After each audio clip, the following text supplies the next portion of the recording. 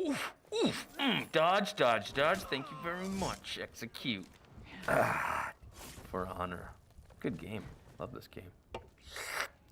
Nice to have this. Great community. Oh, I love you, For Honor. I love you. Venezuelan for sure, I can tell. Larry knows his beans, baby. Down you go. Down you go. Execute. Who's executing now? Not me. Not Larry. Not anymore, buddy.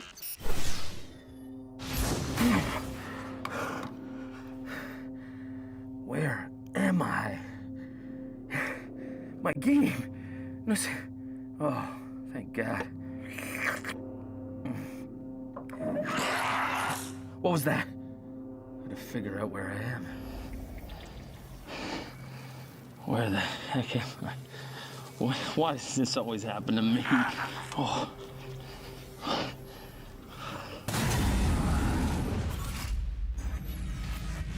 Where am I? Heathmore?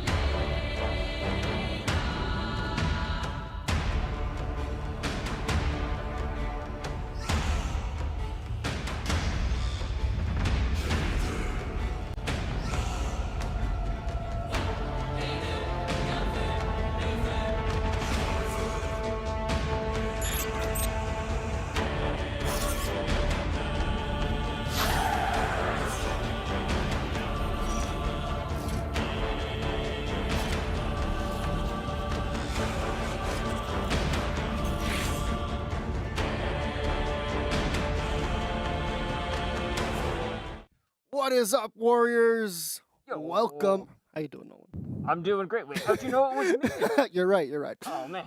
Welcome, everyone, to a very special time of year on For Honor, Halloween, and this year, man, oh man, have we cooked. Got it? He's cooking over there. I like it. I like it. By now, you've seen we're collaborating with Destiny. A big thank you to Bungie. I'm super excited to get at this. Joining me today is Nolan, of course. How you doing? I'm doing great, Anthony. Thank you very much. Oh, camera's on me. So, yeah, Warriors, listen. It's that spooky time of year, the spookiest of seasons. Happy Halloween once again. A little early, but man, we just couldn't wait to show off like all the fun stuff we have. Halloween is always a time for us where we get to really experiment, push the boundaries, try new things like wearing a mask during an intro. So that's always great. But, you know, before we can even get into any more content, folks, you gotta listen to me. Look me in the eyes, okay? Right in the eyes, all right? You gotta link your Twitch account to your UbiConnect ID. That way, for every 30 minutes you're watching with us, you're gonna get a scavenger crate. And at the end of the show, we're gonna pick some lucky winners to win a grand prize of either 100K steel or the new hero skin. Super exciting. Warriors, we've got an awesome show today. We're going to present the Halloween event, and we'll go into more details in the next segment. After that, we'll have an animation deep dive of the entire event. Later on in the show, we'll go over the game mode of the event. Super exciting. Then we have a friend or foe circuit segment. I don't know if I said that right. We also have patch notes with Mr. JC. Very exciting. And we're going to have a community corner, which I'm looking forward to. I love Community Corner. It's going to be awesome. So grab your popcorn, grab some candy, kick back and enjoy the show. We've got an awesome trailer to show. Take it away, Max.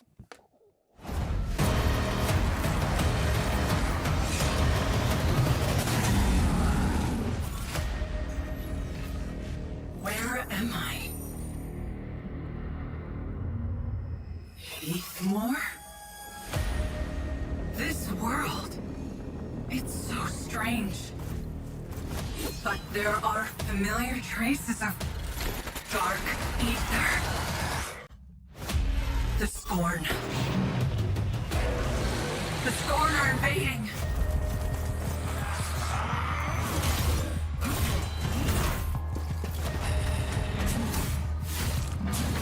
I must find help. Hero, you have been chosen. Don't be alarmed as your transformation begins. Your armor will be highly advanced. Your weapon cutting edge. Darkness is spreading.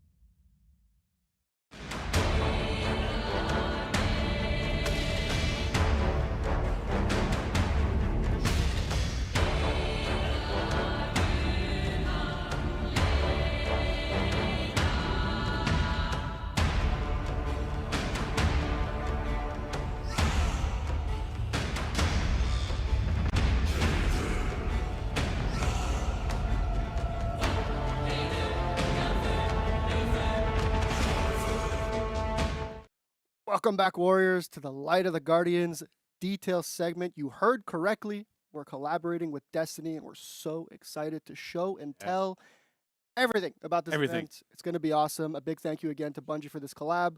Joining with me today are JC and Marina. How are you both doing? I'm doing okay. Good. Do you like my costume? I love your costume. We're cooking. You're cooking hardcore. I think we should put you in charge of everything now. You can just like cook everything. I got the cosign from JC. Yeah, so that's all good. Yep. JC, why don't you break down the seasonal roadmap for us? Yes. So let's have a quick look at it. If it pops up, Max. There we go. So quick recap for Title Update 1. So we've had the new Battle Pass and Legacy Pass, seasonal events, the song for Gunmunder, a new hero skin, which was Gunmunder. We had Hero Fests, throwback events for the Rebellion Rescue.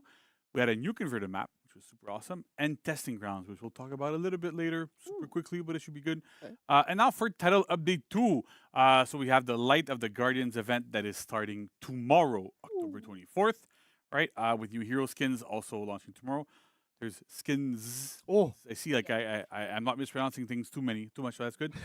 Then there's like Hero Fest. We have Griffin, Tiandi, and Yorm with the dates that we see up there. And as well as a new throwback event, which is Rebellion Pillage on November 21st. awesome. Thank you very much. It's very exciting. So let's jump into, this event is called Light of the Guardians and is indeed a Destiny 2 inspired For Honor Halloween event. This is essentially For Honor cosplaying as Destiny. Yeah, more or less, right? Super exciting. Let's jump into the narrative side of things. So, an eerie dark fog from an alien world covers Heathmore. The fog has raised a dead berserker known as Scorn Baron and corrupted several other warriors called Scorn. A solitary ghost has chosen you to fight back. Let's get into it. So you may have noticed in the trailer, we have not one, but two hero skins. Two new hero skins. These look so good. A big thank you to Destiny for this collab. So yeah, we have the Violet King. This is for Lawbringer. And just looks awesome. Yeah. These are inspired by Saint 14 and Lord Shaxx. Yeah. We also have, Look amazing. Like, honestly, they like look great. they look like they look like, even though it's a hero skin, right? Yeah. Like you look for Lawbringer, for example, right? It looks like a Lawbringer with a slight Destiny. Yeah. Right? And I like what you said about it's almost like it's foreigner characters cosplaying as Destiny characters. Yeah. But it makes so much sense, and it looks absolutely gorgeous. It doesn't feel out of place. Yeah. It's Yeah. very interesting, to see how two styles merging together, Exactly. Yeah. like medieval and futurism. It's really Yeah. cool. It was really like bridging. I guess sci-fi and medieval is not something you usually see, but Yeah. Yeah, true. we've executed. It looks Yeah. awesome. Yeah, it's awesome, right? And so a lot of what we've been doing is like we've tried to really gave those skins and those characters like really the For Honor treatment, right? Like I was talking about. So it's still clearly Lawbringer and Centurion, Yeah. but with really a Destiny flair that's super awesome. Exactly. And then the For Honor armor usually isn't like super fresh, super polished, super nice. So it gives us an opportunity to kind of have that aesthetic in Yeah. For Honor that is not super common. And really, it's like it feels super different. We stepped out of our comfort zone really to get something different. Yeah. We wanted to really deliver a really unique look, really unique skins. That's what hero skins are all about, right? Of course. Doing something really different, really unique, and to really bring the flavor and the taste, right? Because you're cooking, Of course. We're of cooking. Destiny, but within the For Honor universe, and having people be able to experience that. Super psyched. Exactly. Yeah, so of course these hero skins have taken heavy inspiration from Destiny, but are not one-to-one. But you'll notice that the armor actually has the Knights faction engraving embedded into the armor. You could see there, like the orange part. It looks really nice. The intention here was really to ground, them within the For Honor universe and create new personas like the Violet King and the Crucible Lord. Centurion. Amazing. Awesome. So you can pick these up for $14.99 each, or 31,250 steel. Or we also have a bundle where you could pick up both for $24.99 USD. Awesome. Yeah. We also have a free event pass for the duration of this event from October 24th to November 14th. So let's take a look at these rewards. So we really wanted to, bring the mood and of Destiny and Halloween For Honor all together. Really wanted to provide a unique experience, so you can see like these different items here. We have the ornament here, Scorn Nemesis. We also have a mood effect, map of Destiny. It's great. A little bit Yeah. of sci-fi. Yeah, exactly. Get some of the weapons. Oh yeah. prepotentis. I Yeah. think I said that right. But I think what's super awesome here, right, is that you look at the texture work, you look at like how we've kind of done it, and it's like that kind of material kind of like exists within Destiny, but definitely not within. Yeah, for sure. It really gives it that super unique look. The weapons look amazing. They have that kind of like sheen, those like that purplish glow. Yeah. It's so unique. It's so different, and I'm excited because we bring a lot of customization options for players. For sure, for sure. It's definitely, it's a really good opportunity to loot this kind of material because, as you said, it's not something that's usually in For Honor. Like Yeah. these, all these like deep purples and oranges. Like it's not something that you usually see. So now's your chance. So let's take a look at the in-game realization next. So we've got the landing page with Destiny theme music, with your boys back to back, Yeah. looking so cool. Oh yeah, I love the Ghost, ghost. I mean, it's Some it's fog as well in the background. Yeah, Yeah. looks really good.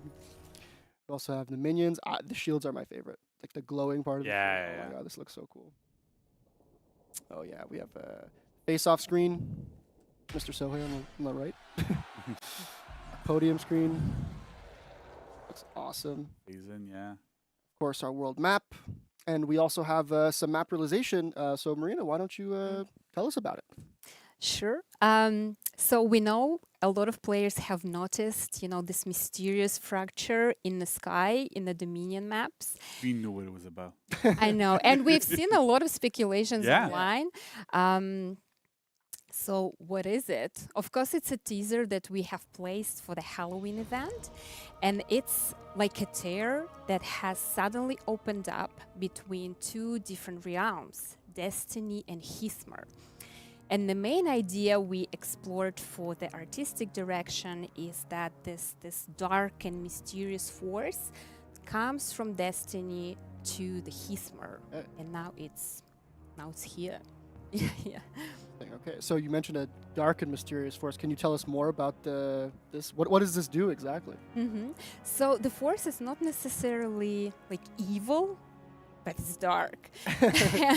And it comes to our world and it's trying to find its place. It's trying to kind of establish itself. And as a result, it brings some imbalance and disruption. And it manifests itself in different shape and form. Okay. So one of them, you will see this kind of electromagnetic field that tearing everything apart. So this is why there are a lot of like levitating, hovering objects in the map. Like especially like over there. Yeah. We just missed it. And also it does a little bit of terraforming. Yeah. So you guys noticed in the Vista, now we have like a completely different landscape. It's a little bit extraterrestrial. And the most important thing, now we have this kind of spooky, eerie fog in the map that is spreading from the cathedral to the rest of the map, kind of contaminating everything. And players who are familiar with Destiny, they know it's dark ether. And what it does, it raises the dead. So now we have a lot of undead creatures running around and kind of lurking, hiding in the map. So this is this is like a Halloween event. So it did have to be a little. We have to bring the spookiness a little Of course, bit. Exactly. of course, right? Have Yeah. to bring the spookiness. Yeah, yeah. You want to tell us more about the creatures, maybe? Tell us more. So they mostly hiding in the cathedral because they made it their lair. They feel very comfortable there, like decorated the place and everything. So they're not gonna give it up that easily. And you really have to like fight in order to get in. Yeah, like we'll go over it a little bit more when we talk about the game mode itself. But really, like what we've done with having those kind of like creatures, the Scorn, they're trying to block the entrances to the cathedral so that you can't just go in because they're there. They're kind of protecting the Scorn Baron there. That's in the back. That's kind of like trying to hide there and like figure things out. So really, you have that entire process of they're getting raised, they're blocking the entrances, and they're really trying to protect things. So it makes for a really different feeling there as well. It's super interesting. Definitely like a unique event within For Honor. Yeah. For sure. And just wanted to mention as well that since this force is really destructive, like it needs to be stopped. So we need to do everything to kind of stop it from spreading further. And we encourage players to kind of explore the map. Like, don't get stuck in one area, because we have tried to make it interesting for everyone. And there are a lot of like little secrets. For example, the fog. It raises not only the dead, but something else. Easter eggs. Some little And there are eggs, Easter yeah. eggs. There are other Easter eggs as well. Nice. So I hope players will have fun, because everyone in our team had a lot of fun working on this event. Oh yeah. Because it's so different. It's super different. Like we'll go over it again a bit more in detail in a little bit, but the event is super different. The gameplay in it is different. We're trying something new, but even like on the realization side, like everything kind of meshes super well together to create something cohesive that still feels Halloween, but has the Destiny vibes to it. It's we're all super proud of this. Like you're like your team did an amazing job making sure that like everything looked perfect there. On the gameplay side, we're trying to make sure the event is super interesting and everything kind of meshes super well together. It's amazing. Yep. We want to congratulate everyone from the artistic team, like visual effects, animation. Everyone did really well, and I mean, we really enjoyed it. So we hope players will enjoy it too. Yeah. Well, thank you for coming on and breaking it all down for us. Folks, that's not all. We also have, for the first time, a community event order. Yeah. So you could play this event and win exclusive rewards by participating in the community stretch order with 3 different milestones. So just by playing the event, you don't need to win or lose. Oh, no. You're just you're contributing. So milestone 1, you get 2,000 steel.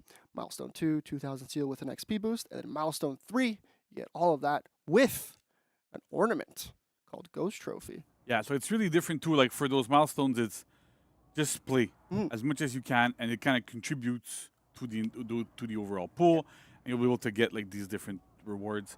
We really tried to build it towards like making sure people play it as much as possible and participate. It doesn't matter if you win or lose. At the end of the day, what's important is that you play and you have fun and you get into it. So this is a big part of it as well. It rewards you for just playing. That's one of the things that we're trying to really push forward for this. For sure. So everyone's like really working towards the same goal. Exactly. Yeah. So, awesome. Well, thank you both very much for coming on and then breaking down all the details for us. Stick around. We're going to be showcasing all the free event pass weapons because they look awesome. They do. For the next segment. So, Max, take it away.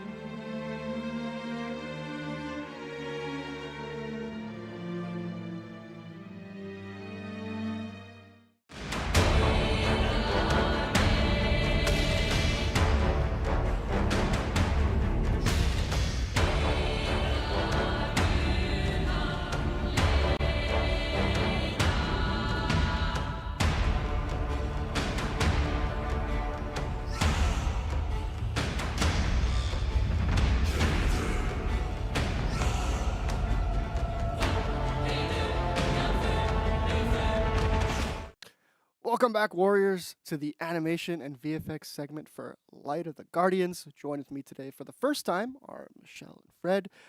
Super excited to have you both on. How you guys doing? Pretty good, you? I'm not bad. I'm not good. I feel good in this. I like it. Thank you. Why don't you guys introduce yourself before we get into everything? I'm a gameplay animator. Been for a long time, and I've been on the awesome Foreigner team for the last 2 years.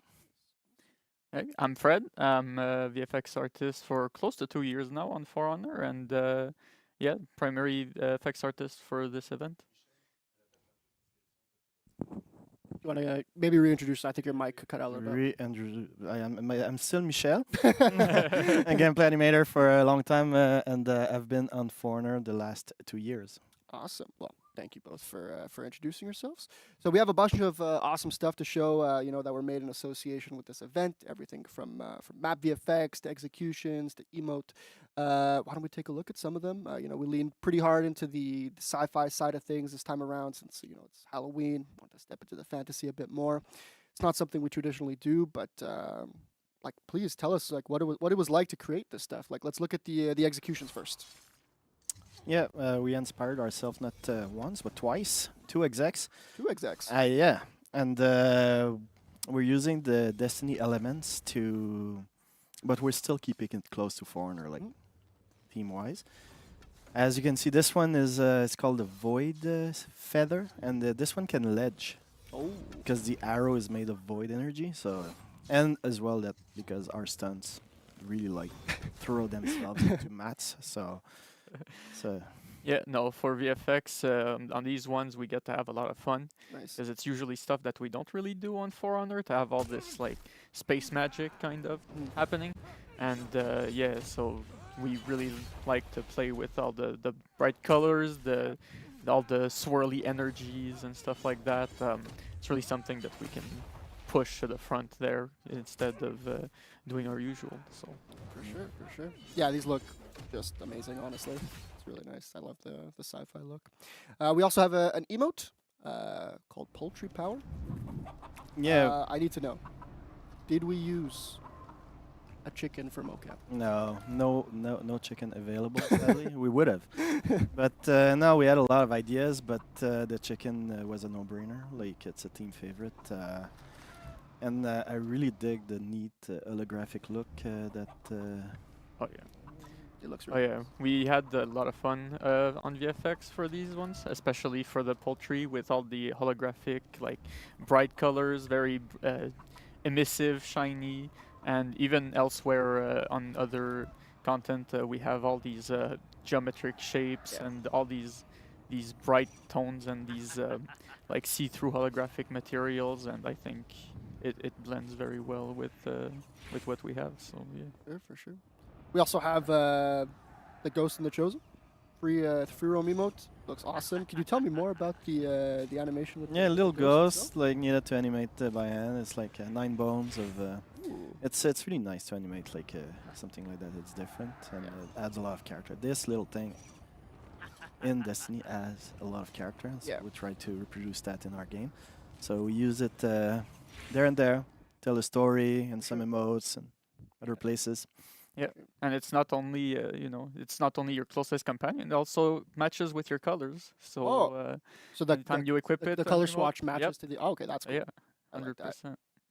Awesome. We also have a new signature, Transmat. This looks great. Jumping out of the void, into battle. Yeah, Transmat is a new podium, I think. Mm-hmm. But also, what we did is we added a new feature in the game, which is in this event when you're gonna respawn. You're gonna respawn using the Transmat power. If you want to have a good look at the animation, you can let it play, look cool, awesome, and everything. Or as soon as you land, you can start sprinting and go and charge to battle. Nice. So you can hit the ground running. Yes. Hit the ground and just go straight in. And die again. Come back. Yeah, that's a cycle of life. Awesome. Yeah. Oh yeah. Did you want to add anything in particular? Oh, I mean, it's been a challenge for really hiding the characters and For sure, everything for like that, having the camera fit, everything like that. But it really gives that good timing, that snappy. Like when you start running, you can just interrupt whatever's going on, but everything's already happened. Yeah. You're just there. Yeah. For sure. So speaking of spawning and stuff, which looks great, we saw a bit of this new spawn effect in the trailer with like the scorn, kind of like, oh yeah, there it is. Thanks, Max. What was the process to actually make that? Well, when we were doing spawn animations for the players, we said like, why don't we try to for the spawn animations for scorn, the enemies, the minions? So at mocap we discussed like how to give this type of feel, like the Halloween creepy zombie feel. So we brought the idea to play the animation reverse, so that it feels like eerie, supernatural. So we came to the stance with this idea of playing it, play the animation, act as a zombie, and throw yourself backwards, and we would like inverse the animation. So the feel it gives, it's a really good feel of like a little bit like anti-gravity, like the map, the flow, and everything. So that's the animation playing in one side. We're gonna see it in the other, playing in reverse. I love the way it ended up looking. It adds a lot. Those minions are always coming back. Yeah. But they're nice too. They're a wall, they're a burden, but it's nice to see them respawn, and really dig the feeling. I like to see them spawn together with the VFX. Yeah. Oh yeah. Seeing them spawn all together is like, yeah, there we go. They look like one big monster, honestly. It's super cool. Those guys are seriously athletic, by the way, for being able to do a backflip just standing. That's pretty impressive. It's always really fun to watch them mocap. Yeah, That's, for sure. Awesome. Well, thank you both very much for coming on. Did you want to give any special shout outs? Yeah, special thanks actually to the mocap crew. Like they're like so fun to work with. Guillaume, Maria, Pascal on GPP side to help us with the tech, and Andre on test. Animation, there's Vanessa, Eduardo, Amelie, and of course Fred. Thanks a lot. Well, thanks to you. And on my side, I want to shout out Jordan, Marina, Steph, Chris, Kim, rest of the FX team, and also, yes, Guillaume and everybody who helped us on the tech side was an immense help. Awesome. Well, man, I want to thank both of you for coming on. I hope to see you back on the den very soon. For you at home, stick around because after this, we'll get more details on the event game mode. So stick around. Take it away, Max.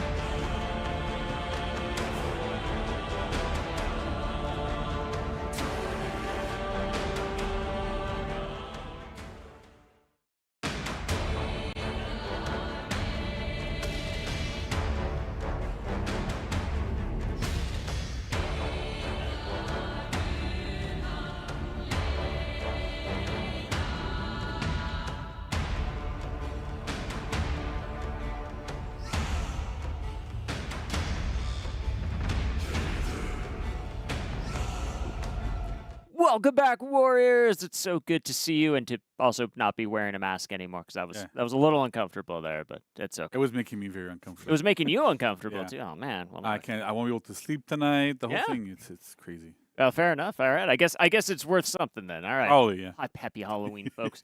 Hey, listen, chat real quick before we jump into this. We've seen a few comments about whether the new hero skins are time limited. They are not. So, right, I said that one right. Yeah, they are not. So, yeah, just don't worry about that. But please play the game mode, which is going to be time limited, and we're going to talk a little bit more about the details of that. And who better to do that than our Lord and Savior JC? Welcome back, sir. Hello. Couch. I'm sorry for scaring you earlier. Yeah. I'll be fine. I think I'll have to take some medication. Just Should be good. You need some time. Yeah, I'll need some time, and I'll be good. understand. I don't want to bother that. So, okay, deep breaths. Hey. But also joining me on the couch is Felix. Felix, welcome to the Warriors Den. Thank you for having me. Yeah, sure. Now, Felix, this is actually your first time with Yes, us on the Den. it is. Do you want to maybe tell the audience a little about yourself? How long have you been with For Honor? I've been on For Honor for about 10 years now, working for events for about 5. So, yeah, all the Halloween events, stuff like I've been working on. This one too, which I'm going to be talking about. So, yeah. Felix is a living definition of long time, first time. I know, yeah. I feel like it's more of a crime that you haven't been on the show up until this point. So I'm really glad we could rectify that today. Because, yeah, you have had a hand in so many of our events over the past, and this one included. So I'm very happy you're here to talk about it today and explain a bit more about it. So, but yeah, let's dive into it. What can you tell us about Light of the Guardians? Yeah. So it's a game mode event, time limited, 3 weeks. Here we go. The way it works is it's kind of like a PvPvE event, right? So you have 2 teams of 4 players fighting to win the match, getting points like usual. We're going to go into a bit more detail, but essentially it's in a cathedral map. There's minions blocking the entrances.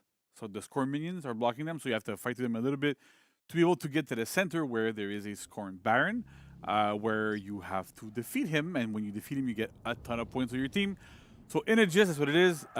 Usual rules apply, right? The highest score wins. You can get into breaking, all that sort of stuff.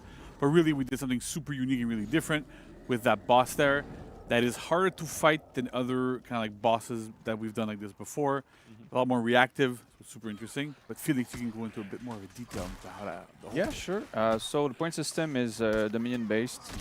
There's capture points. You make points by damaging the Scorn Baron.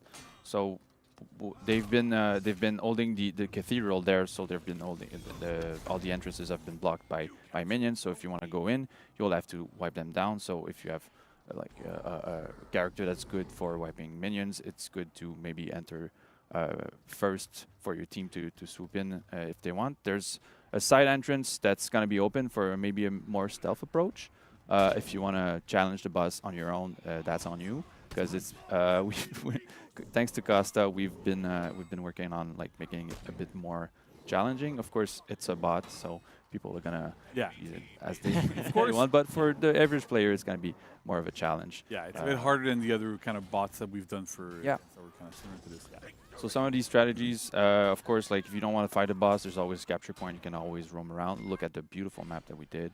You know, if you want to challenge the boss, take your team, go in, swipe the minions, and try to control this area, because the other team's gonna want to do the same.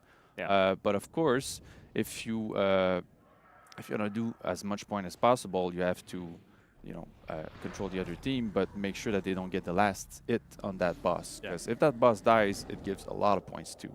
So it means that you can't just think that you'll be able to farm it on your own. You do get renown. You get points and you get renown while you're hitting the king, right? So Exactly. it doesn't really go to waste. No. It's just that you get a big bonus when you actually land the killing blow. Yeah. Nice. Well, very cool. Well, let me Super get. interesting game. Like it's really different. It feels different. Yeah. It feels fresh. Like Yes. with the minions, the addition of the minions there, that are a bit more static, right? So they're there to really block the entrances that I was Right. talking about earlier, but they really feel like a small wall that you have to break through to get in. They respawn as usual. Yes. And like the point system is different, right? Like there's a lot more points you need to get to win. Yeah, exactly. So you get points for by damaging the Scorn Baron, but it's 1-to-1. So if you're doing 18 damage on the boss, you get 18 points. So we've raised the limit from 1,000 to 3,000. Oh wow. Means that everything else is getting a lot more points. It's a bit more like different to calculate how much you need to win, but it'll go fast. Like it's a faster Dominion. Yeah. And it's like it's been a while since we did PvP for Halloween. So Yeah, so it's pretty cool, right? Yeah, and if you're curious, like the site, because there's points on the site, right, of the map. So when you're playing, if you're wondering, like, oh, what's the point of what's the point of it? Because they don't give as much points as killing the scoring baron. They don't give as many points as when you're hitting him, but you can actually go heal there, and they actually contribute to like soft points, right? In the minions. So like when you control them, you actually can get a little bit higher. There can still be reversals, all that sort of stuff that we normally have, but it's really like more focused on the PvPvE. And what I find always interesting in that in that type of game mode is that there's a boss that's gonna run around, hit everybody, just do like crazy things, and you have to decide: do I focus on the boss? Do I kill the other? Do I try to join in and kill the other team? Then you don't know if he's gonna turn against you. It's very chaotic. But at the same time, it feels super interesting because of that, right? Yeah. And it's a Berserker base, so it has all the Berserker's normal moves, crazy dodge attacks, all that sort of stuff. So it's still very, very good and very strong. It feels really different and it's super unique. It's super fun. We had a lot of fun playing it. We played tested it for a long time. Yes. It was amazing, super fun. Yeah. So it's really cool. Nice. And again, like there was a lot of work that was put into that map too. Is there anything hidden in there? Yeah, like little Easter Marina egg? said a bit earlier, like if you want to explore the map, like find some nook and crannies that maybe you'll find some special things. We might have hidden some things. Yeah. You'll be rewarded. Yeah. For exploring. So that's have cool. some fun. Hit the boss. Try to hit the boss. Yeah. By yourself, and then All that stuff. All right. Well, super cool. Well, thank you so much, Felix, again for coming on the day. We hope to see you back here, in the future, with us. So we'll have to make sure that happens. I just might. Yeah. Well, good. All right. All right. It's settled then. There we go. All right. I definitely make those decisions. So that's great.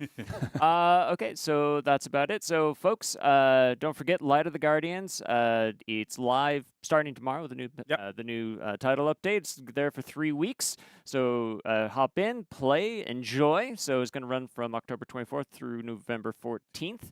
So ton of fun, lots of good stuff. Remember, the hero skins are not time limited though, so just at your leisure. Get them whenever you want, right? Whenever And you also, want. like, just to add, like, really huge props to Felix, who's sitting here with us, but also, like, a lot there, like, I know Costa on the design team was spearheading the whole thing, did a wonderful job. Like, everybody from, like, we had a lot of support from from animation, from all the departments. Again, this is like, it's a team effort. Everybody can have pitches in. We've seen Marina before. We've seen, like, a lot of people that come in and do a lot of really important work to get these things to work. And it's great. And also really thanks to our friends at Bungie, like on the Destiny team. Like they really helped us refine all of these things. We had a lot of communication, a lot of back and forth with them, but we ended up with something that feels unique, that's really different, and it's super fun to play. Yeah, we've been out of our comfort zone a bit with the setting, and Bungie has been like really good with us to make that reality. Well, very cool. Super cool. Cool. Well, thanks again, guys. And folks, Warriors, stick around because coming up next, we're going to be back to talk about the recent Friend or Foe tournament that just wrapped. So got some interesting things to discuss there. So don't go anywhere.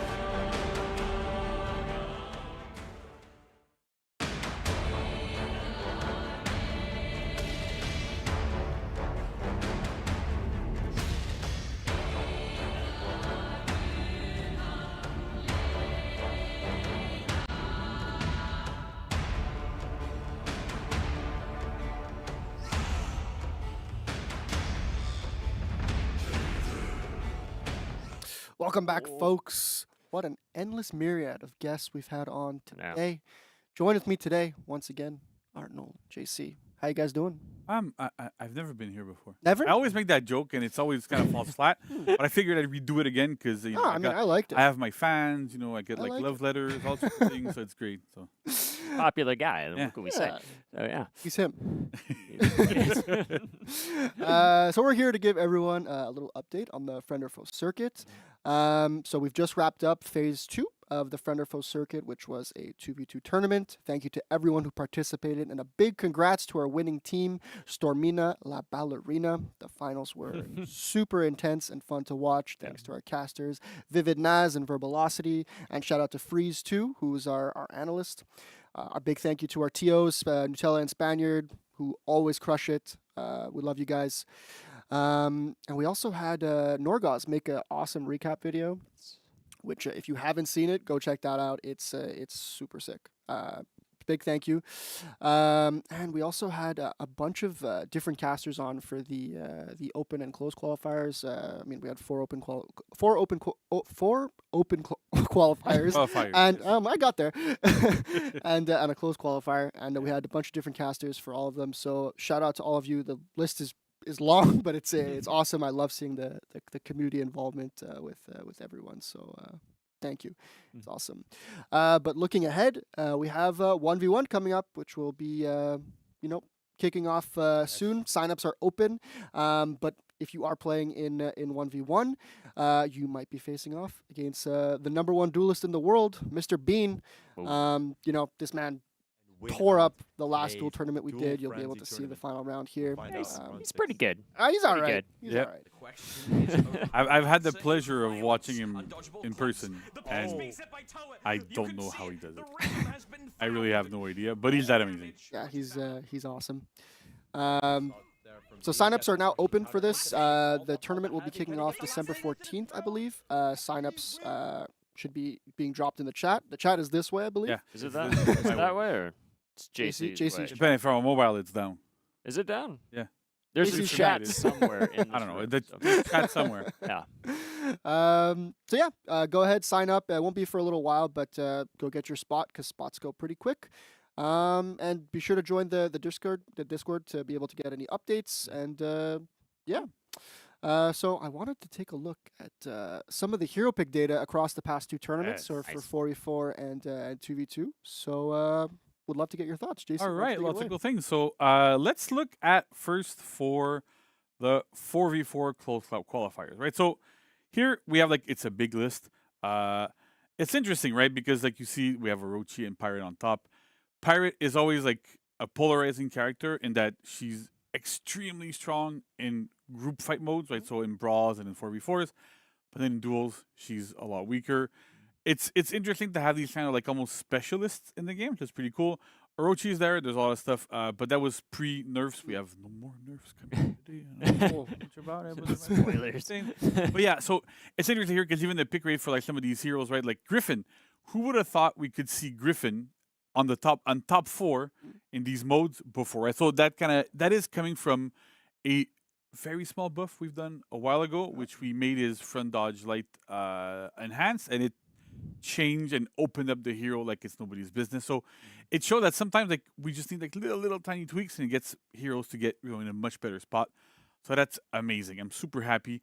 I'm psyched that there's a Peacekeeper in there. Yeah, it's one. Still, there's a Peacekeeper there. There's 2 Nushas. It should make Nolan Yes. super happy. Best girl Right? Nisha. So that's Twice great. as many as Peacekeeper. That's great. But yeah, so there's a lot of differences, a lot of stuff. But you see, there's definitely a trend for the top here. But it makes a lot of sense for me. It's all of our top Dominion heroes, all of our top 4v4 heroes. Makes total sense. Not to say that things are okay necessarily exactly in that spot. We're always looking for balancing, but at least this makes a lot of sense on my end. Yeah, for sure. And let's look at the banned heroes, right? So, yeah, Rangengard is massively banned. Hitokiri is second there, probably contributes to the fact that Hitokiri was not super picked, basically because there's a lot of bans. So these are all heroes that we're also looking at balancing wise, but this also makes a ton of sense, right? So the top 4 being banned makes 100% sense. Shinobi a little bit less, we've been changing things around for Shinobi a bit, but still understandably there's a lot of stuff that makes Shinobi a very, very good team fighter. Yeah. That's great. Griffin, I I was initially surprised, but then you saw that like super high Yeah. pick rate, so kind of makes sense. But Nusha, I I wonder who was playing Nusha. I don't have the data unfortunately, but I wonder who was playing Nusha. I want to know. I want to know who banned Nusha. Like who did that? Like, Not to say, why? because here's the thing, right? Nusha is when you go look at 1v1s, Yeah. especially at like the top, she's extremely strong. That's how she was designed. But in fours, she's not necessarily the best performing hero. But still, this is really interesting to have there. Yeah. Really cool. So good. All right, now let's have a look at the 2v2 also known as Whoa. brawls. So the pick rate Whoa. there is, again, you see Pirate extremely high. I think Pirate is even better in brawls than in fours. So even then, like, again, it kind of speaks to like almost like a specialist type of hero. This comes also after the nerfs we've done to Berserker and Orochi, where their side dodge attacks are no longer enhanced. So it makes a big difference where hers still are. So it makes a big appearance there. But even then, when you look afterwards, like we have Hito that's there. Like Oh, that's yeah. not really a surprise. Griffin that's there. That was a surprise. Now it makes a bit more sense. Varangengard, that again like was banned a lot, so but still shows up quite well. So we've built like Varangengard specifically, we built her to be like an anti-meta pick with like those big trajectories hitting people externally. She's there to counter that specifically. So that's super interesting. But again, there's like a lot, like the pick rate is huge. Like the amount of players of different characters that were picked, like even though Pirate and like some of the top are like very, very much picked, but that there's that much diversity. Yeah. There's 2 gladiators in there, 2 conquerors in there. Like it's crazy how varied this goes. And for me, this speaks a lot to how much more balanced the game is. Yes, there's a lot of tier lists, and you see like some characters are super high and some characters are pretty low. But if you compare those tier lists to what we had years ago, like maybe even 2 years ago, right? Yeah. That tier list is way more squished, meaning that, yeah, there's still like S and A and B and C tiers.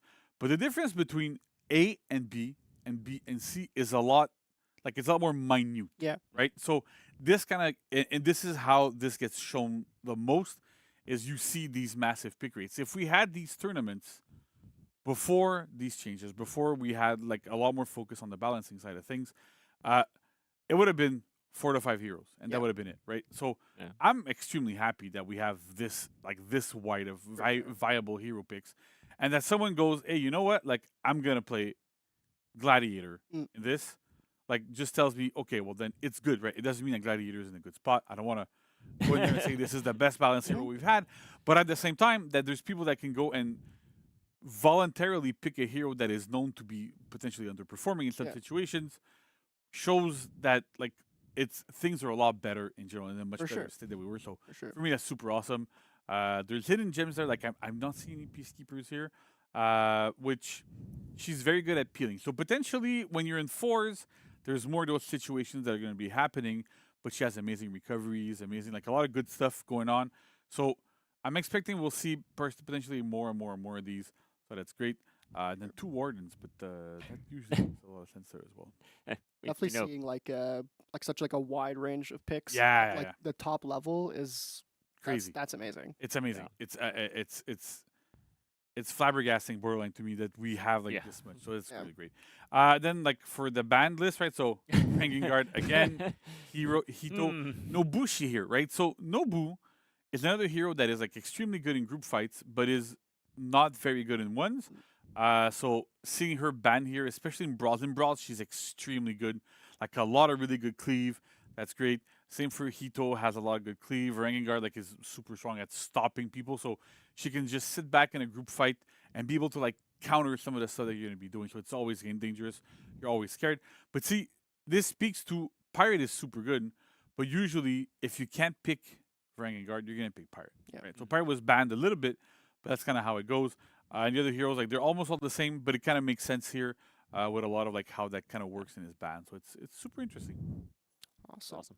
All right, so I did want to ask, do you have any predictions for 1v1? Like which heroes will be most played? I know Beans Warden is a is so crazy. I think like a lot of the time, like what's going to be interesting here is that whoever's going to end up playing against Bean has to decide: do I ban his Warden or his Zafira?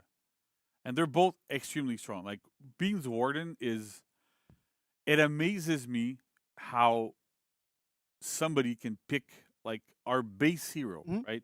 that is meant to have, like, we've been trying to build in depth for that hero with having a limited move set, because he's a hero that most players pick up when you start. You don't want to get like crazy overwhelmed with, like, you have to look at his move list and it's like this high and you can't really understand it. Yeah. But that's interesting to see somebody that is able to master that hero that consistently. For sure. On the other hand, as Zephyra's, It's a double-edged sword. Double-edged yeah, sword, you're if you're going against Bean, it's yeah, gonna be tough. right. But outside of this, I think that, like, I'm hoping we'll see more Nusha, right? Nusha, as I mentioned a little I bit am too. earlier, I know you.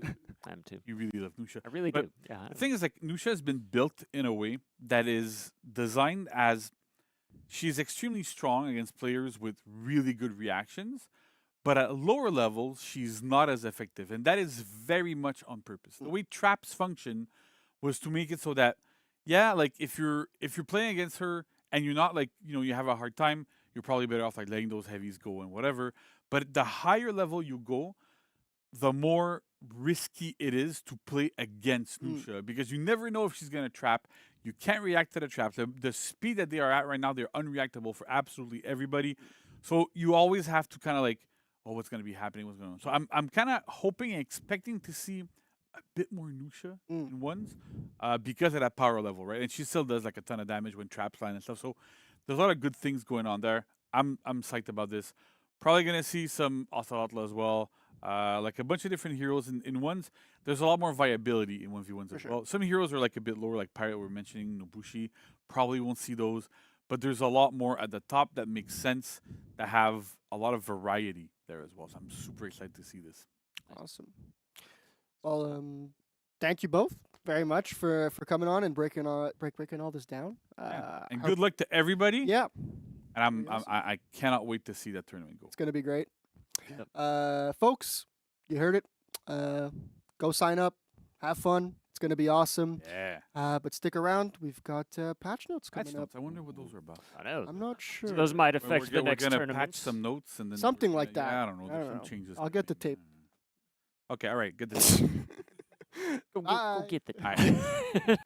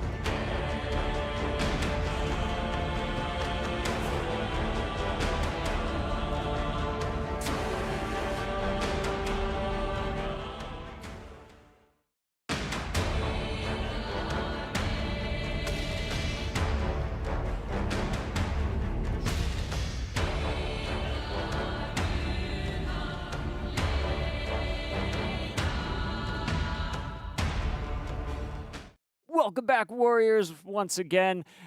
Joining me on the couch for Patch Notes for the first time today is just... Oh, wait, no. No, like... Sorry. I'm just sorry. I'm just appearing out of. just appearing. No, JC, Yeah. thank you so much for sticking around to talk more about Patch Notes. I'm very happy to be talking about patch notes. You I love are patch always notes. happy to talk about Patch And Notes. I always feel bad because I always see people in chat asking for patch notes earlier. Mhm.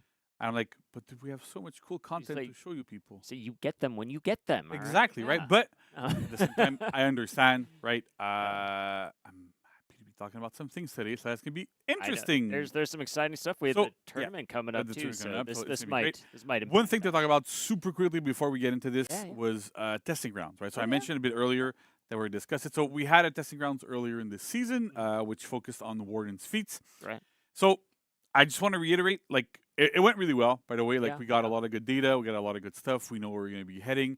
Those changes are going to make it live in the next season. Oh, sweet. So that's That's great. Awesome. We're going to have another testing grounds there with one hero again. But we're hoping to see if we can, like, expand that a little bit. Again, we're doing tech tests, right? Mm-hmm. So a lot of what we're doing with this is like it was our first time doing feats, so it went well. We've ran into some hitches in the background that kind of always happens. So we were trying to make sure that we don't run into those problems again, as you are well aware of. I'm a little aware of them, yes. But yeah, so but I'm like the next one I'm super psyched about as well. Yeah, it's gonna be cool. Yeah, It's gonna be cool. All right, so then let's talk about patch notes Yes. themselves for season 31 title update 2. Woo. First up, a global change. Ooh, right? That's a big one. So yeah, so throw victims are now fully invulnerable to guard break for the duration of the throw. So what we had was a bit of an inconsistency where when you guard broke somebody and then threw them, depending on the throw itself, depending on the direction of the throw, depending on a bunch of different things, you could get guard broken out of while you were being thrown.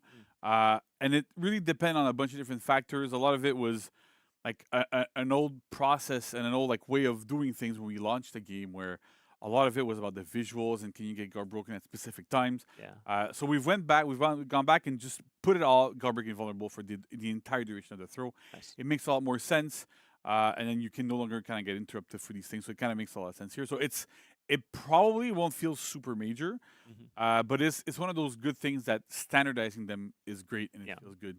And you're not gonna get like weirdly guard broken out of a throw, and it kind of felt weird. Good quality of life. Yeah. Then we have Aramusha. So this might seem like a small thing, but Ring the Bell can now be target swapped. So essentially, it was almost more of a bug fix, but we wanted to mention it because it is a change for Aramusha where you couldn't target swap Ring the Bell basically. So if it was happening on somebody, it made Aramusha a little bit clunkier in group fights. It doesn't have the best reach, so we're looking at like how can we improve this also in the future. But at least for now, if you're close enough to somebody and there's not a lot of obstacles in your way, you can target swap, ring the bell, and hit other people, and it works quite well. It's pretty interesting. Nice. All right. Next on Varangian Guard. So 2 changes. So Just 2. first is the changing timing from blocked light openers to light finishers is now 300 ms, up from 200. So that again is almost more of a bug fix, but I want to mention it again because it's very important, because it's one of those things that can lead to frustration when fighting against this hero, right? So because your lights are enhanced, when you block them, if Varangian Guard like threw another light, you could not dodge the second light. So that creates like, it kind of goes against the rules that we normally have in game, where if you get hit by a light, you can always dodge the following light. After heavies, it's a bit of a crapshoot. It kind of depends. But light to light, it should always be dodgeable. So that was a bit of an issue here that should make the hero like at least a bit easier to fight against and give her a little bit less pressure. But then the second line, which weapon trajectories were adjusted to better match weapon visuals, is a big one. You can go see the patch notes when they're out. You're going to get the exact full list of everything we've tweaked. We've tweaked like the vast majority of our weapon trajectories. On Varangian Guard, they're smaller for like, I would say like 95% of instances. All the ones that matter, they're a little bit smaller. They match the weapon better. They don't reach out as far.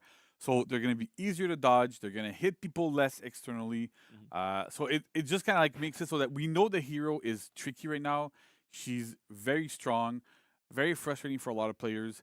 This is like part of what makes her frustrating. So by fixing this, we're hoping that at least it'll lower that level of frustration.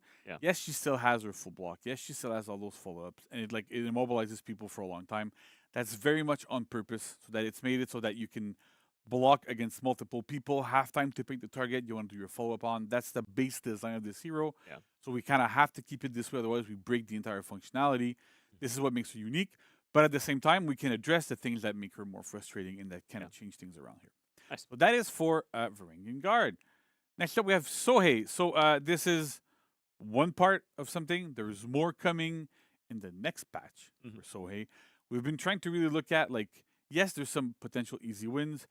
This is more of a bug fix, but overall, he's underperforming. We know we're looking at things. We're trying to see like what we can do.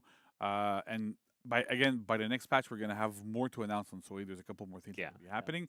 But for now, there was one big outstanding bug with Sohei, which was Soul Tetsubo, which is the top light in chains, the one that uses a Tetsubo. And it fed 30 revenge instead of dealing, I think, like 9, which is how much it should be feeding, right? So the idea here is normally when you hit somebody, you feed them revenge equal to the damage you've dealt to them, unless it's a bash. and then in which case that always deals 30, right? So that it kind of makes bashes, like even though they don't deal direct damage, they feel more revenge. So you're less incentivized to use bashes in group situations and moments that you can feed revenge. But there was a bit of a bug here where this was like there was like an issue here, and so because of this, throwing that top light would feed 30. But the thing is, like it's undodgeable, so it's not like you can't really dodge it, so it's not so bad. But still, it fed so much revenge that it made the character even harder to use in group fights. So that's a fix now. There's more coming in the next season. Don't worry, we know, we've heard everybody. It makes sense, but we're looking at it to make sure we're gonna be good to go in the future. Nice. Next, we have Orochi. So Orochi's Storm Rush left and right sides are no longer undodgeable. That is a big, big, big nerf to Orochi. Yes. But at the same time, so here's the thing, right? So when you're at super high level, Orochi is not like having Storm Rush the way it was is not the end of the world. A lot of players are able to kind of block it or parry it on reaction. That's okay. But when you are not at the top level, you don't have, like I'm on energy drinks all day long, playing and popping pills or whatever. Sure. But Caffeine pills. caffeine pills. I must. Yeah. Right. So, but when that's happening, right, like you don't have the reaction times, and so even though the official counter to this, to an Orochi like spamming Storm Rush is just to hit light and to light him out of it. Yeah. We've purposefully like had that bit of a gap there to make sure you could interrupt him. At the same time, it is not very clear to a lot of players. It's not super obvious that the timing is there. You have to buffer that light. It's not always easy. So to kind of counteract this, we've only left undodgeable on the top, which means that there's more than one way to counter Orochi. Makes them a little bit more predictable, because if you as a player think they're going to go top because they don't want me to dodge, it makes that a lot easier to parry. Right. Borderline on a read, right? So if you can't react to that animation, parrying on a read it can be efficient. And in this case, if you know they're going to go top, if you've read that they're going to go top and they go top, it should be a lot easier to parry, because you have to align yourself a little bit less on the timing. So that's like a big change for Orochi here.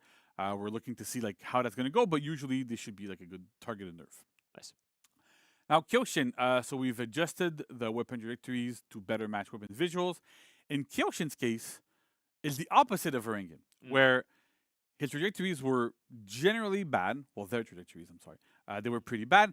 Now they are actually much better. They match the weapons a lot better. They can hit externally a lot better. So it makes a lot more sense for Kyoshin. I know like the hero was having a lot of issues in team fights where like you would try to do like side attacks and wouldn't really hit people.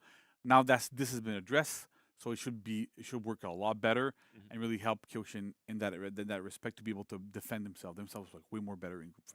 Nice. Hitokiri, again, weapon trajectories were adjusted to better match weapon visuals. And a lot of these cases for Hito, they've been lowered, especially in the side heavies. Again, the full list of these are in the patch notes. But really, like the idea here is we had to nerf Hito's side trajectories because they were a bit too strong. They're able to hit too many people externally.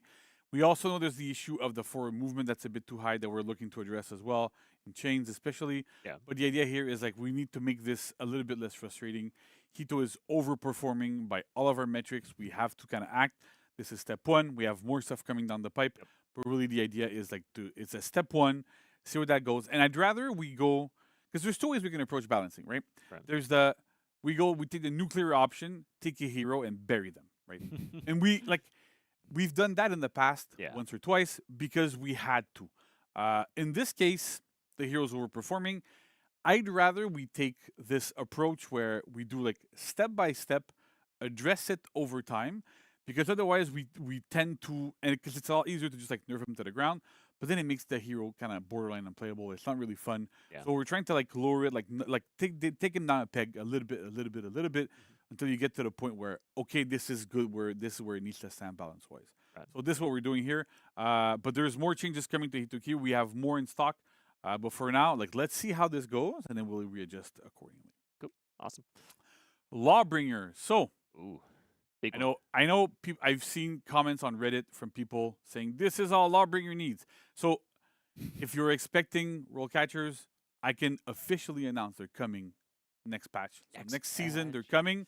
But this is the other part of the puzzle that we had a bit of a trouble with Lawbringer. So, I'll just recap super quickly what's going on here. Is that Lawbringer on his side dodge bashes, right? He uses a shove animation. Yeah.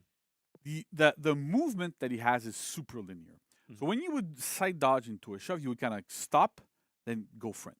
Yeah. And when we give iframes, which is basically it makes yourself invulnerable while you're doing those attacks, if that happens on super linear attacks, it looks really, really, really bad. And I know that sometimes we're like, I don't care that it looks bad, but at the same time, seeing a full axe or a full pole axe or whatever completely phase through, like really it looks like it hits. Like it's not like there's a bit of movement, you can kind of guess, okay, like he kind of moved out of the way. It just phases through entirely. It looked really, really bad. Right. But to kind of counteract this, we've made it so that the side dodge shoves specifically have more forward movement in the direction of the dodge. So if you're dodging right, when you do that shove, you're going to move more towards the right.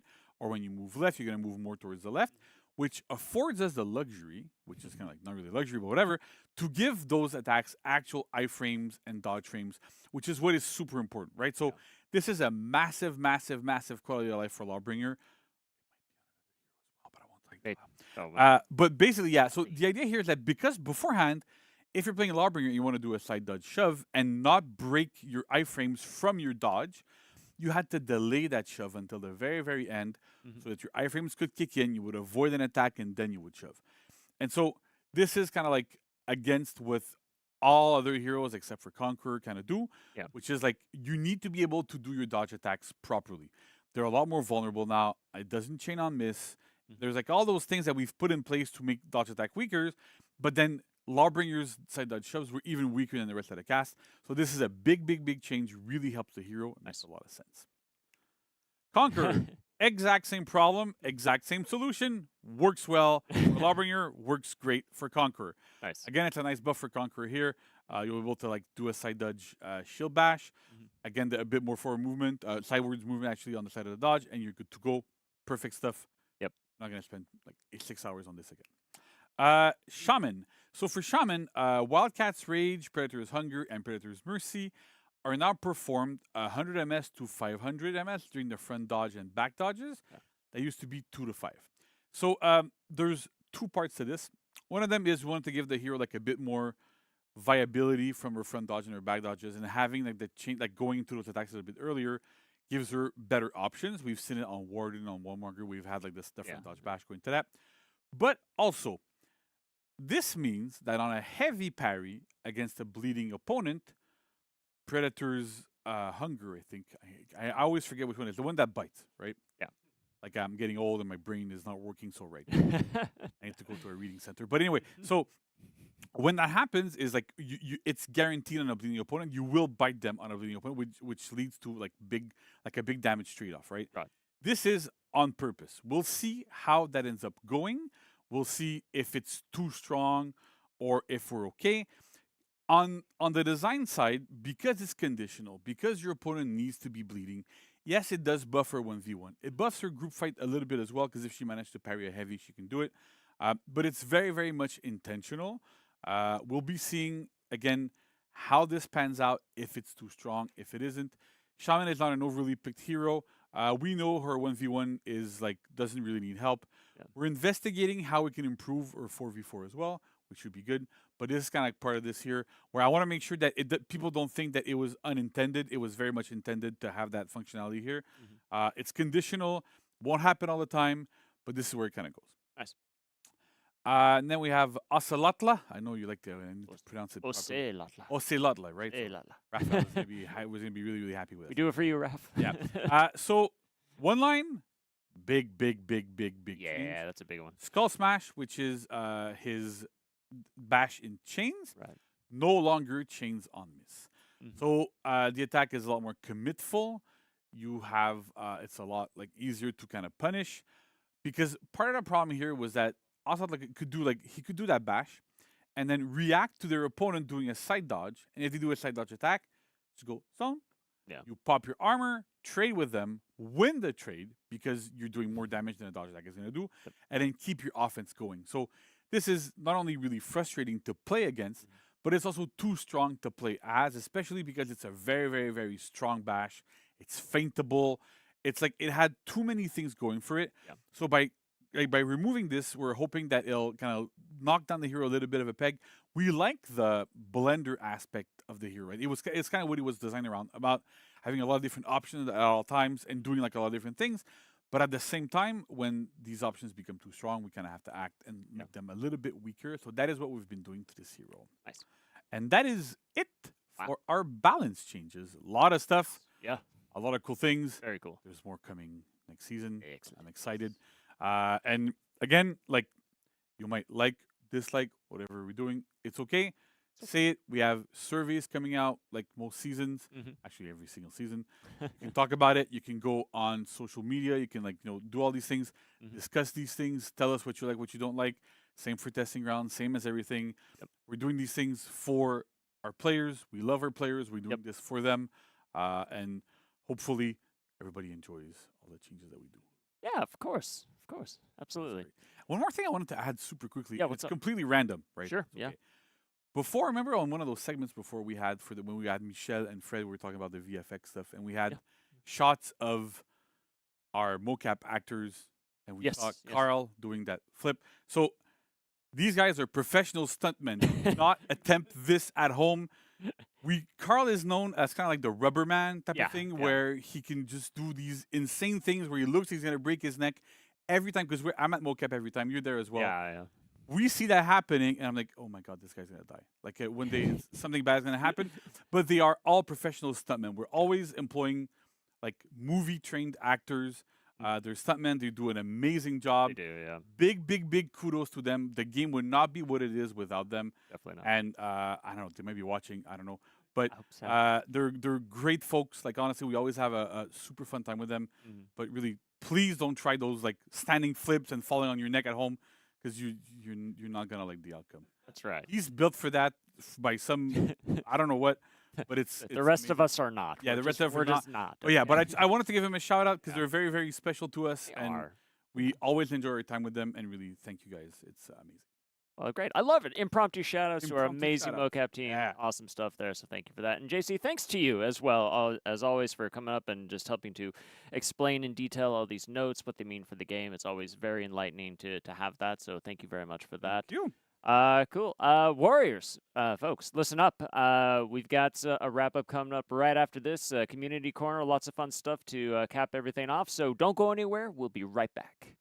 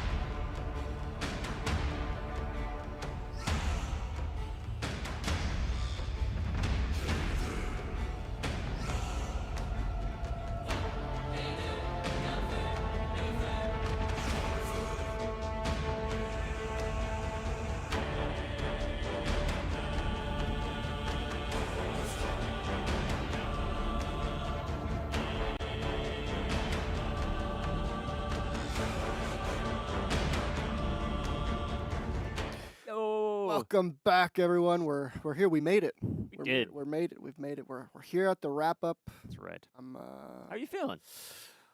We nerfed Hito? I mean, we kind of had to a bit. Are you sure? I mean, if JC said so. All right. Okay. Oh, Are you gonna be okay? I don't know. You don't know? Okay. Well, let's maybe talk about this wrap up here. But listen, folks, as we think about this, listen, we really did want to take a moment to give a final big shout out to our friends over at Bungie.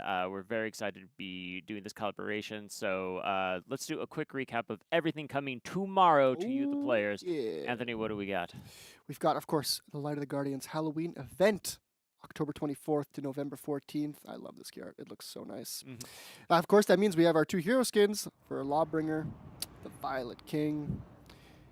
We also have our hero skin for Centurion, the Crucible Lord. So good. And not time limited. No, those are not time limited. Don't forget, friend or foe 1v1 signups are now open. I actually checked. We have 10 signups already. Oh, amazing! Pretty All right. freaking sweet. There you go. We unfortunately our balance patch live tomorrow. Don't want to talk about that. But we also have Hero Fests, which is very exciting for Griffin, Tiandi, and Yorm. Nice. All their respective dates. Love that. We also have content of the week. That's right, we do. Yeah, so content of the week, folks, coming your way tomorrow. Available, first up, the illustrious outfit, Power of the Baron. Available for 20k steel, so really embody the Scorn Baron for any of the heroes on the roster. Enjoy that. Looks amazing. Such a cool head replacement on that one, so excited for that.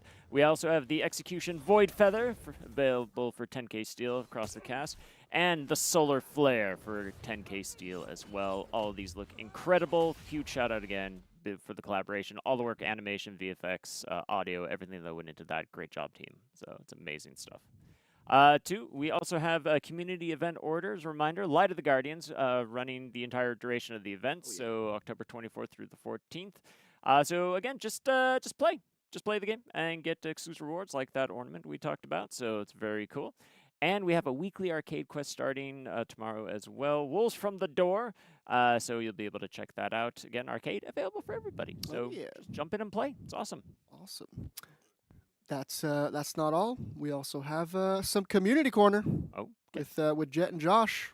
Take it away.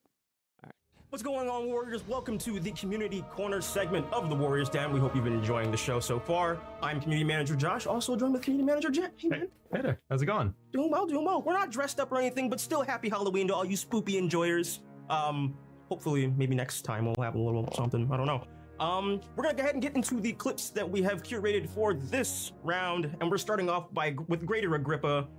Ooh. Don't think she's making it out of that. Oh, it's painful. Still some of the best ragdoll I've seen in the game, though, for sure. Yeah. And then next up, we've got from El Rock Lancer. I hope I'm saying that properly. It's always nice to dance with the enemies, right? Of course, yeah. You gotta have a little bit of camaraderie. Yeah, nothing bad would ever happen, right?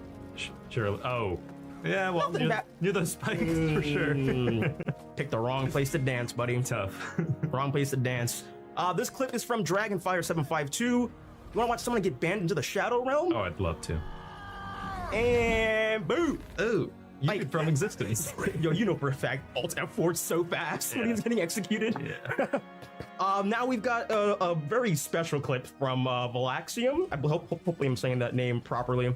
Had to cut this clip down because it's just an endless loop of running around. This BP really wants him dead. Yeah, good map knowledge though, I'll give him that. Absolutely. But you know how they say in war, don't run, you'll just die tired. It's not even the BP that kills him. It's just somebody else that was there. Yeah. And then we got a couple little photos for you. This is from Right Frosting 76675, showing off the awesome Warmonger art. Super rad. Yep. I love the coloring there. And then finally, to wrap it up, we've got some photo mode stuff from VLS Emmy, showing off the beautiful Warden drip on the Cathedral map. This is fantastic colors on the armor. I love it. Looks great. It looks phenomenal. Yeah. I wish I had like drip skills like that in For Honor. I just throw stuff on and it's like, that looks fine. Just gotta spend a little time in the dressing room. Yeah. So those are the clips that we have for today. Again, if you'd like to be featured, feel free to submit your clips on Twitter, Instagram, Reddit, all the fun places. We're always on there perusing around, making lists of just like all the cool stuff that we see that you guys end up posting, whether it's art, whether it's like fan-made stuff. Like if I saw some dude had like a homemade poleaxe. Oh yeah, that was so cool. Yeah, that was awesome. So yeah, please by all means continue to submit all of your funny, awesome memes. Yeah, please do. And before we wrap up, Chad, I believe we've got something. Yeah, we're running a Halloween pumpkin contest. You can paint or carve a pumpkin. We have steal prizes for the top 3 winners. So please submit your creative pumpkins on social media. I believe our hashtag is For Honor Pumpkin Contest. So be sure to submit there. Yep, get creative. This is your time to do so and show it off. But that's gonna do it for us here. We hope you enjoyed all the funny stuff, and we'll catch you next time. See ya. See ya. Oh man, Community Corner, I absolutely love it. Just they're always such great videos. Super good. So thank you, Jet. Thank you, Josh, for that, for hosting that. It's amazing stuff. So folks, that's it for us. Thank you so much for everybody joining us. Anthony, thank you for having me on the show as well.